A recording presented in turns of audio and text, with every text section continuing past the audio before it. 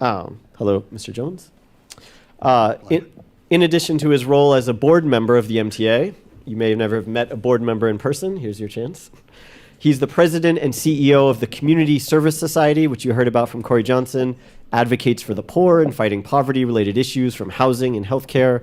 For this event in particular, transportation, his organization came up with the idea for Fair Fares. That's the half-price Metro card for low-income New Yorkers, which is currently serving, I believe, 90,000 people and could eventually, as we heard, reach 750,000 New Yorkers living at or below the federal poverty level. At the MTA board, Mr. Jones has been outspoken about the MTA's fare evasion policies and critical of the plan to hire 500 more police. And we have another guest, Eric Loegel, Vice President of Rapid Transit Operations at the Transport Workers Union, Local 100.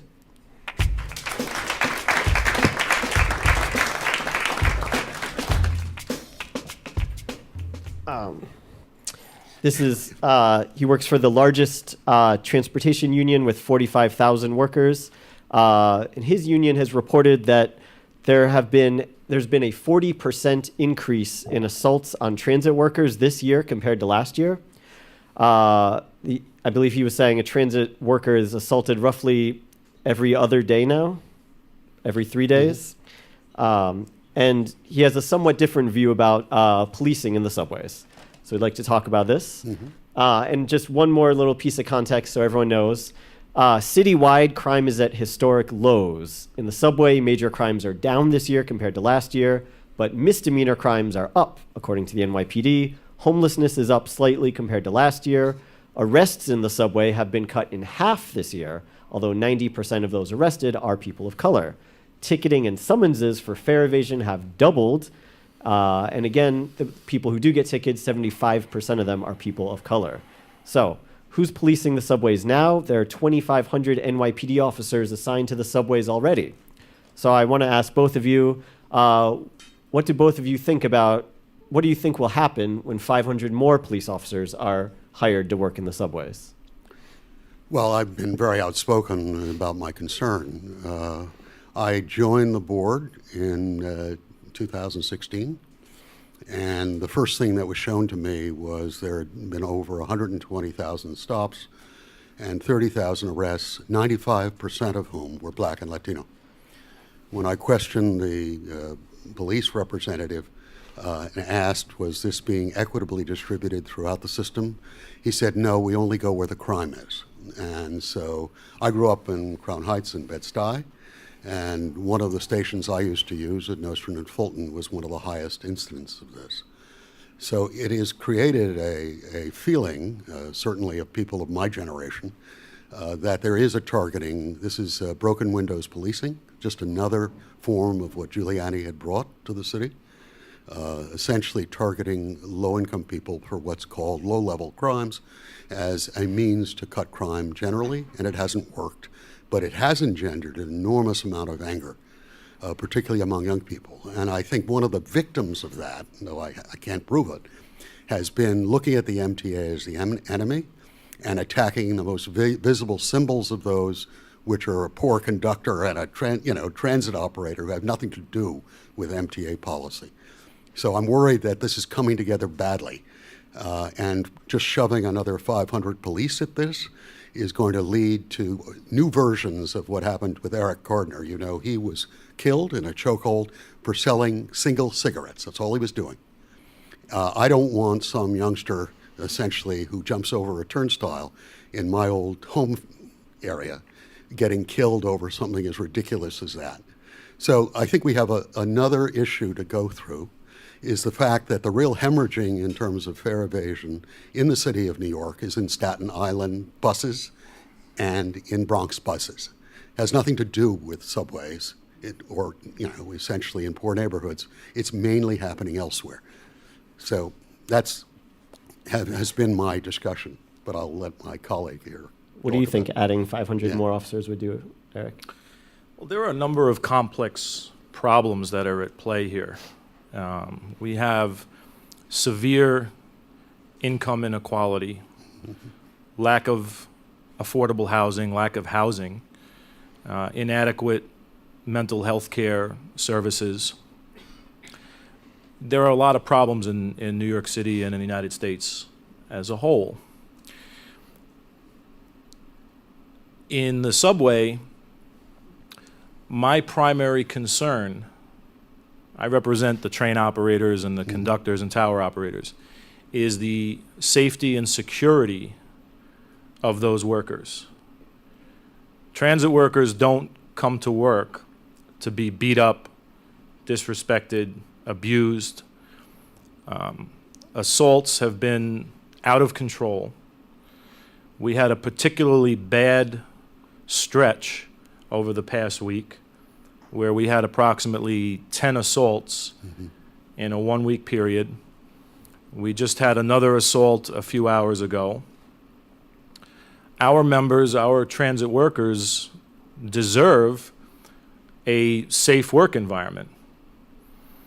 And we haven't seen that. You know, so there has been this influx of law enforcement, but these assaults are still happening at an alarming rate. Right, because over the summer they added 500 more police. It's not like they dramatically reduced the number of assaults on workers. That's not what we've seen. I think the 500 haven't been fully installed.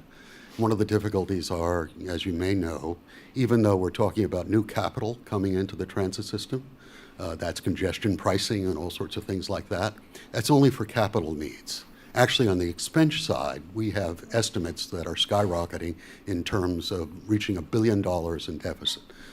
And on top of that, they're going to have to pay for these 500 new police officers, which is thought to range about $50 million a year in additional costs. We're worried that if they spend most of their time of these 500, and we've seen signs of that, looking for fare evaders or hiding behind poles, which when I first came on that they were doing, rather than protecting the riding public directly. I always asked, should they do a poll, what the riding public is most concerned about? Getting their child assaulted, or a train a conductor assaulted, or someone jumping over a turnstile? I assure you, they'll check safeguard me and safeguard the operations. That hasn't been the operations. They basically spend most of their time on platforms looking for fare evaders, when we know that the real dangers in the system can be basically on the train itself, attacks on operators, attacks on the public, sexual assaults, a whole range of things that people are rightfully terrified in a closed environment. Yeah, like you were saying, the MTA expects over 5 years these officers could cost more than $250 million. They say they could save $200 million from fare evasion over that time, but is it worth it? Right. And I think, it's a lot of money. We've gotten different explanation of why we need the 500. Initially, it was to stop fare evasion, then say, no, we're going to protect the riding public. The last thing they used on me was this was going to stop international terrorists from attacking the system. I'm sorry, I love my NYPD in the subway. They're not willing and able to take on Al-Qaeda. So this was also the excuse. We have a Freedom of Information request with Councilman Lackman to actually find station by station the number of stops and arrests that have taken place. That's been 2 years we've been waiting for the data. There's a law passed by the city council mandating it. The NYPD basically refuses to go along with that. We had a judge who just ruled a couple of weeks ago saying they must, and was totally unconvinced with their arguments that this was basically going to give information either to terrorists or potential criminals as to what stations were undefended. Some of this is fairy tales. I've never seen anything quite like it. Eric, can I ask, what would you want to see changed to protect your workers? I don't think the MTA can police its way back into fiscal health. Oh. Yeah. The agency has tens of billions of dollars in bond debt for which they're spending another fortune on servicing.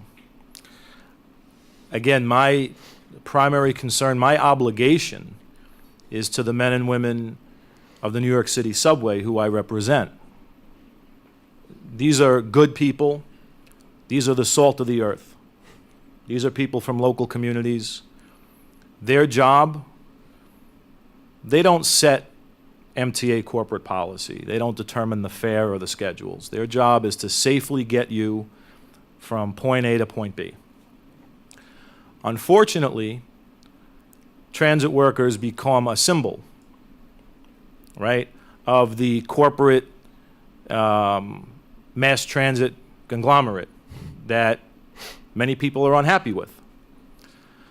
But at the end of the day, their job is to get you safely from A to B. And unfortunately, a lot of the problems that occur in the subway, they wind up on our doorstep, right? So when there's a disorderly person on the train, when there's an emergency, the first person you're going to go to is the train conductor or train operator, an MTA employee. And we can call for help, as we're trained and instructed to do.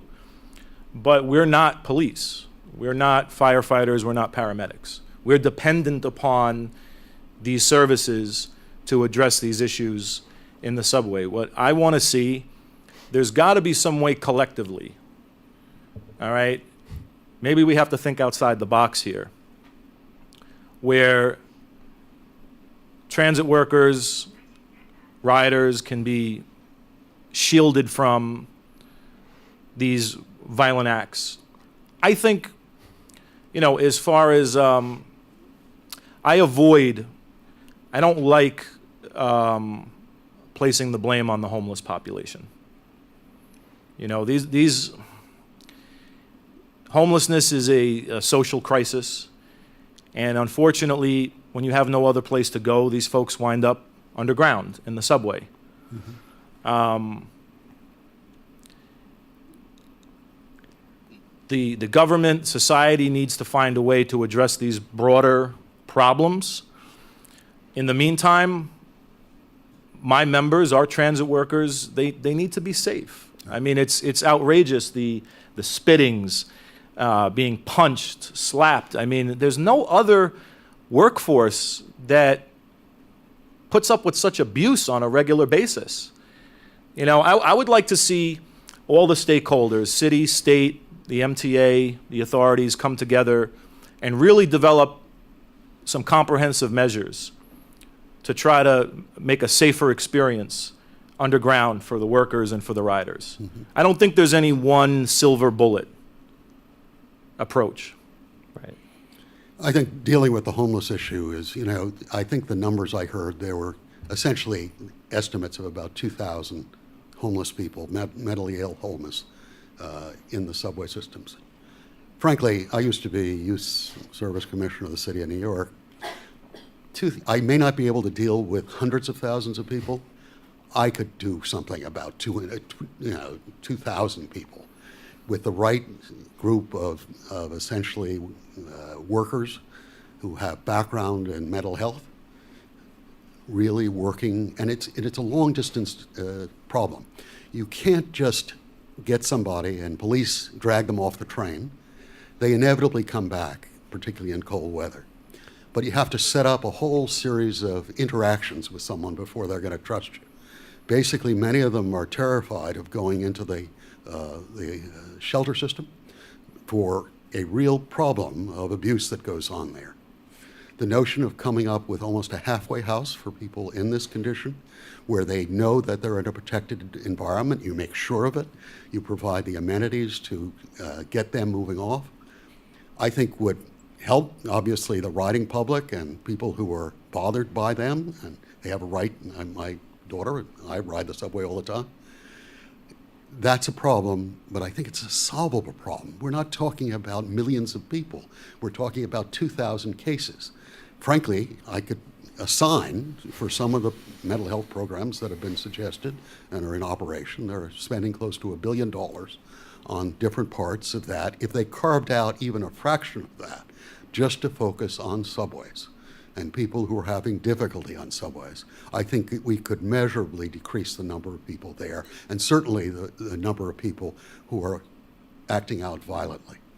Do you think $250 million perhaps would I think, be a good start? yep. It's one other question I had. I'm sure you guys have seen there were two recent protests like we spoke about with that group Decolonize this place in Brooklyn and Manhattan. There was civil disobedience. Right. People were hopping over turnstiles. There were arrests. It got somewhat violent. Transportation has been a fuse that set off widespread protests in Chile. Protesters in Hong Kong have focused on disrupting the transportation network there to send their pro-democracy message. Do either of you see any conditions like that for protests escalating here in New York? You know, this clearly has a long history, and the broken windows policing, which this is sort of a segment of, has built a reservoir of real anger here. I can't deny it. It's not. I'm not justifying fare evasion. I don't think it's particularly something that anyone in the system wants. I think I have been demanding, and I think what some of the protesters are picking up on, there's no equity here. I don't know if any of you have gone from the far east side of Manhattan and watched people hop on buses to get to the Lexington Avenue subway. These are not poor people. They just, for $3, why should I pay? So the problem of fare evasion, and I look particularly at Staten Island, and I don't condemn the Staten Island residents. You know, essentially, they have whole sorts of systems that have developed there, where they have a free light rail system. They don't pay for the ferry, and there's a sense, you know, I don't have any ticket machines to get. Why should I have to pay? And frankly, Local 100 bus drivers, I think, rightfully said, our responsibility is to drive a bus and get people from A to Z safely, not to have a big argument with somebody who can't or won't pay the fare. And I don't think they should. I think we have to find out with other methods, essentially, of making sure everyone pays. But you can't give certain communities the sense that they're being picked on. Well, fare evasion is almost system-wide now. But clearly the poor, particularly the poor of color, are the principal victims of at least this over-policing that still remains part of the culture at the NYPD. I think the activist groups have valid concerns. At the same time, there are problems that transit workers and riders face in the subway. How are they going to be addressed? Who's going to address them? Mm-hmm. Right? So when we get a call about a person on the train who's menacing other passengers, who's being threatening, who might have a weapon on them, we are not trained, we're not equipped, we're not, frankly, compensated to confront those sorts of things. Our job is to move the train safely, to provide customer service. So something needs to be done. These problems have to be taken care of.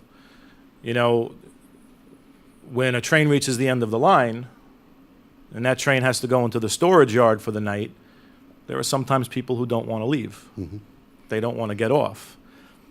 It's not our job as train operators and conductors to remove that person, but somehow they have to come off the train so we can put the train in the yard, because we certainly can't send a train to the yard overnight with a person on it. Right.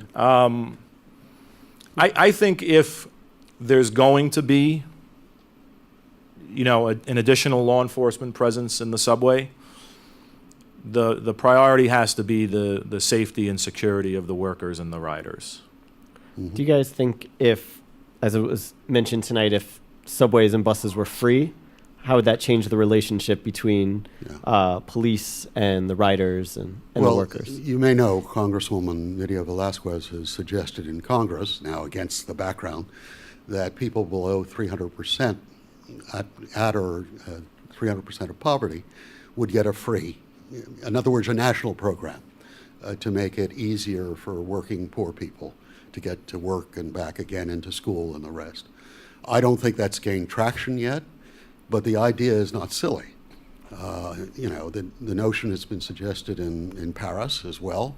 Other major cities are considering it. Could you do something specifically for working poor people to allow them to get to work and school that would allow you to have a system that could still be operated because you'd get a federal infusion of money to help you do this.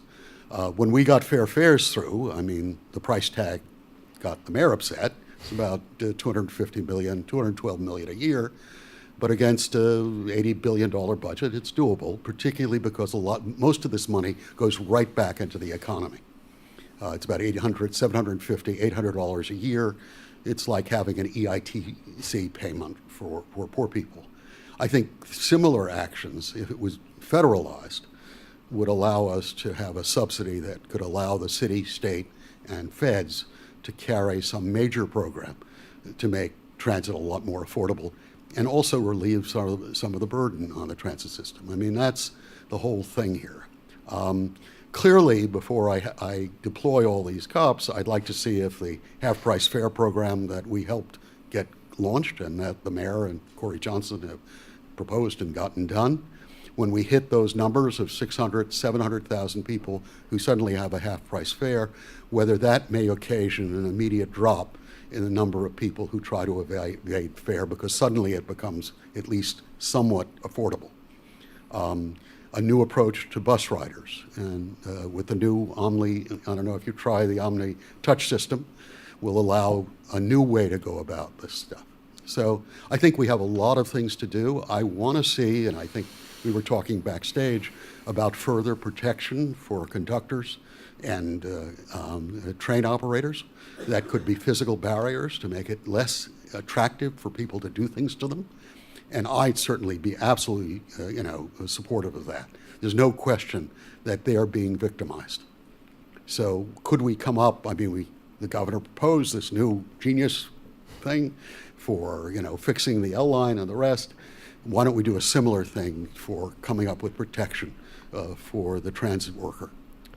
All right. So, To answer, Dave, Free Stephen, fares, yeah. yeah. to answer your original question, this is an extremely wealthy country. There's a tremendous amount of wealth in the United States. As we know, concentrated among very few people. So I think it is possible not only to have free universal health care, free higher education, to have free public transportation. Unfortunately, in our current political system, with the way things are, we're a long way from that happening.